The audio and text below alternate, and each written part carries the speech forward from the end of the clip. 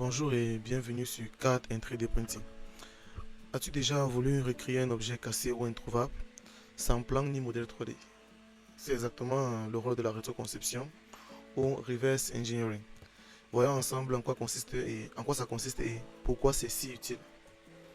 Donc déjà, la rétroconception, c'est un processus qui consiste à analyser un objet existant dans l'objectif de créer un modèle numérique 3D pour le modifier, le réparer ou le reproduire. Donc, le reverse engineering se fait en 4 étapes. La première étape, c'est l'analyse de l'objet ou de la pièce. Donc ici, il faut analyser la forme, les dimensions et la fonction.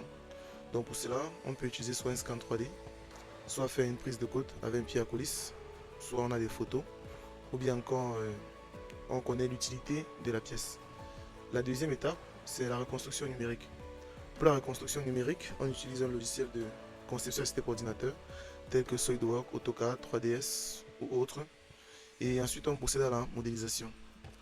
La troisième étape, elle, c'est la mise à jour du modèle numérique. Donc, elle consiste ici à soit améliorer ou adapter le modèle actuel, soit à réparer le modèle, ou encore n'apporter aucune modification si le but est juste de reproduire l'existant. Et enfin, la dernière étape, c'est la fabrication. Donc ici, il faut choisir la méthode de fabrication adaptée.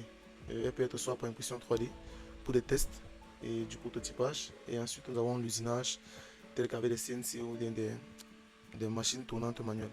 Voilà. Donc ensuite, là, nous allons voir quelques applications de la rétroconception. Cette méthode de conception peut être appliquée soit pour reproduire une pièce cassée ou introuvable. Donc par exemple, ici, nous avons un cache radiateur qui est abîmé. Un cache radiateur abîmé qui a été conçu par prise de côte, et avec le logiciel Fusion 360.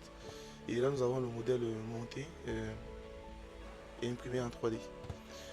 La rétroconception peut également être utilisée pour reproduire un objet en plusieurs exemplaires ou encore adapter un objet existant. On parle ici d'amélioration. Une autre application du reverse engineering, c'est de préserver des pièces anciennes ou patrimoniales dont les plans, les dessins techniques ou des modèles 3D sont indisponibles. Et un autre but aussi, c'est d'étudier un produit pour comprendre son fonctionnement. Donc ici par exemple, c'est le cas de ce support téléphone.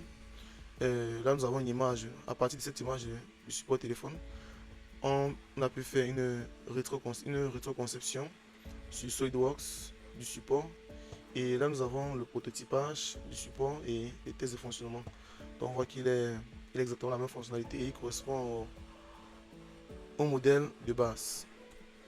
Donc en résumé, la rétroconception, c'est comprendre, modéliser et améliorer l'existant. C'est une approche idéale pour réparer, pour reproduire ou faire évoluer les objets du quotidien.